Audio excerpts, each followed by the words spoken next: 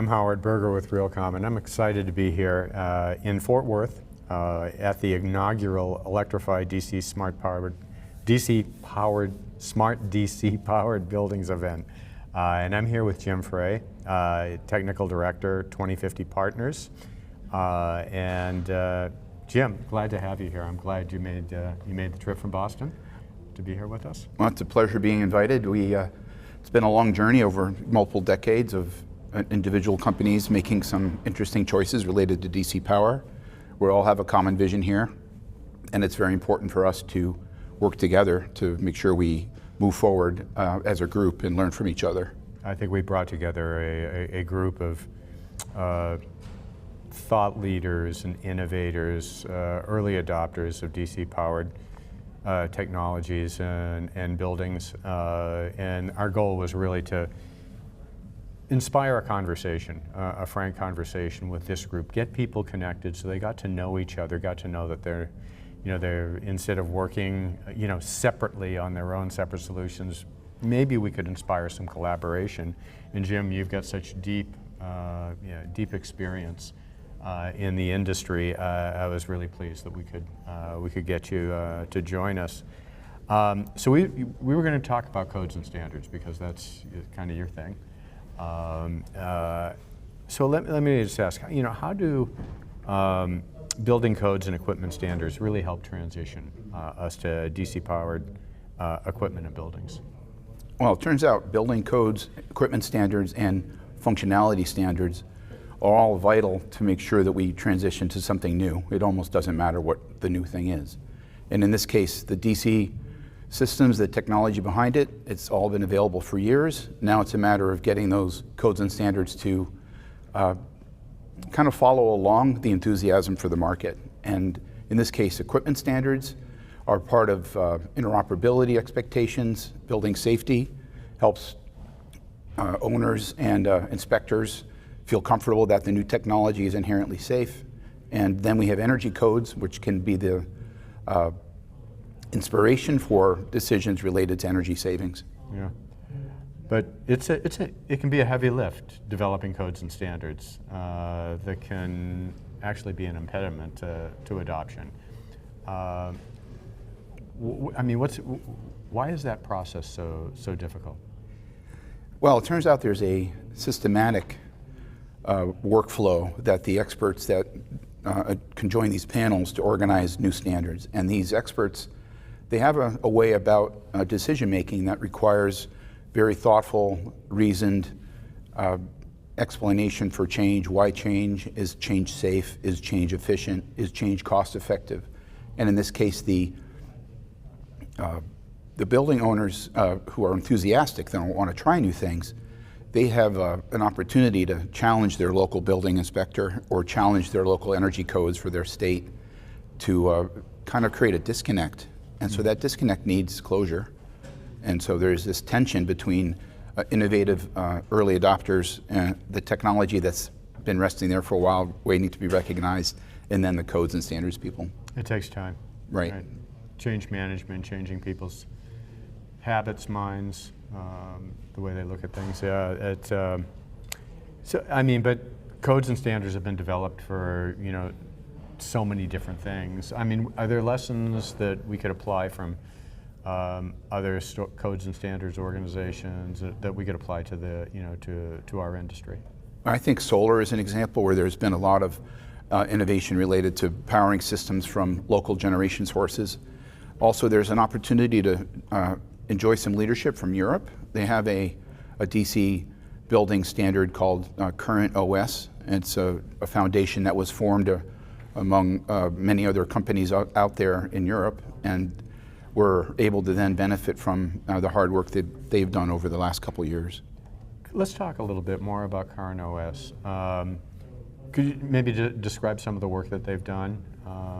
Yeah, it's a multi-supplier combination of software and hardware, and a methodology to organize protection schemes for DC. DC has some very specific things that are required for safety. And so in this case, the safety levels are aligned with the voltages. And In this case, Current OS has wrangled some concessions from the different players to organize voltage ranges for different applications in the building. So we have low voltage, medium, and medium high voltage in DC systems. So we have a 300 volt, we have a 700 volt, and maybe a 1500 volt system coming soon with the help of their standard. In that situation, we have protection schemes and ways engineers can talk to each other to make sure that they are setting up the protection appropriately. Is that something that's being looked at? I mean, is Current OS being talked about now here in the States? Yep, absolutely. We had a really strong representation from that consortium, that foundation at RE Plus in Anaheim.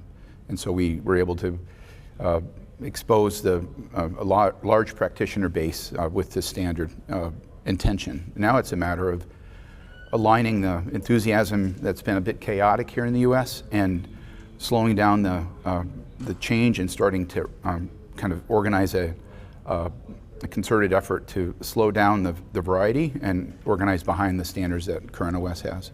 Yeah. If we were to really focus our efforts on educating on Current OS, what do you think the timeline would look like for adoption? No, adoption, the idea is recognizing that it's the worthy standard to slow the chaos down. I believe that's the first step. So that could take a year, 18 months. There is a opportunity to engage with that organization. Individual DC pioneers can join, and then they can get read into all the different specs that they have.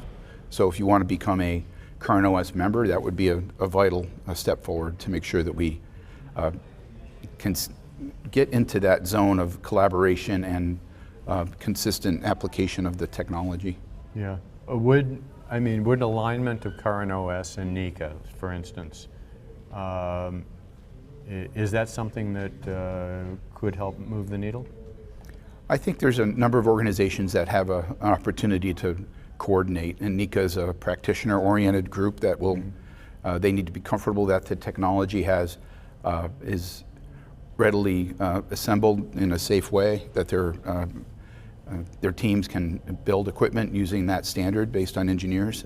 So we have to back up to include engineering firms and owner-operators that have sustainability requirements in mind. In that case, they need to hear about Current OS in parallel with the practitioners.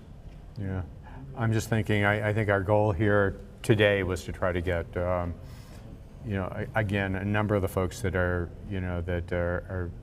are passionate and are invested in the topic together. Is there any way we can maybe help leverage our community to help, drive adoption of codes and standards? Well, everyone has a role to play, especially when we're doing something new. In this case, the early adopters, the pioneers, they have to allocate some attention and possibly some resources and cost to be patient with the code change process and admit that there are a number of different entities that are all watching carefully how the market's changing. These code making panels have a way about them. They have a schedule of change. They have a way to build arguments for change. And in this case, you've got to organize a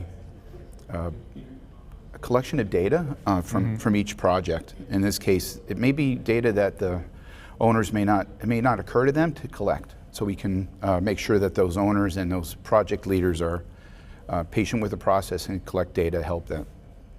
Good. Well, first of all, I want to thank you for all of your efforts and for being here. We're going to be talking a little bit about this in the conference session later this afternoon. Realcomm and ELECTRIFY stand by to help drive some momentum in that direction. So with that, we're going to say we're going to wrap it up. Thank you. I'd like to thank the sponsor of my time here, and that is the California Statewide Codes and Standards Group. Mm-hmm. They're sponsored by the 3 investor-owned utilities, and in that case, their very intentionality to support code evolution is very important to us. So it's a pleasure to help you guys out. Well, thank you.